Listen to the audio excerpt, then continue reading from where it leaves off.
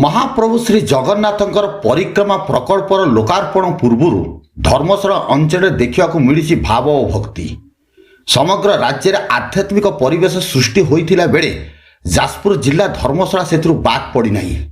श्रीमंदिर प्रकल्पर शुभ लोकार्पण पूर्व भाव और भक्ति रे उछुड़ी समग्र धर्मशाला चारिआडे आध्यात्मिकतार महक अवर्णनीय भक्तिमय परिवेश संकीर्तन रे कंपुची धर्मशाला।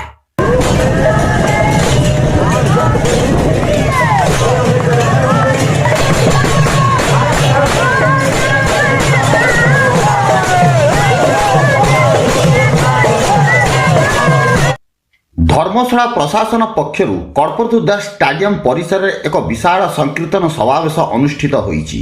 उक्त कार्यक्रम में 54टी पंचायत 150 रु ऊर्ध्व कीर्तनी मंडली भाग नहीं परिवेश को जगन्नाथमय करथिले। एही कार्यक्रम में धर्मशाला विधायक श्रीजुक्त प्रणव बलवंत राय, जाजपुर सांसद श्रीमती शर्मिष्ठा सेठी, धर्मशाला ब्लॉक अध्यक्ष श्रीजुक्त प्रभात बलवंत राय और धर्मशाला ब्लॉक उन्नयन अधिकारी उपस्थित थिले।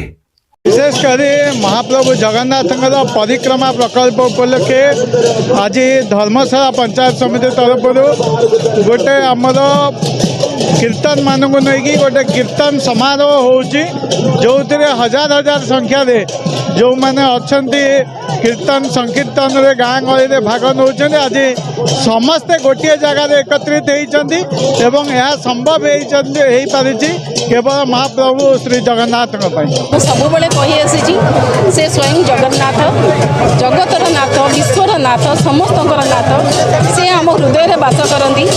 देखो जो निजर कर शक्ति आम समस्त निजर कर भक्ति भाव में आम समस्ते बस हो प्रभु जगन्नाथ को आज स्मरण करूँ।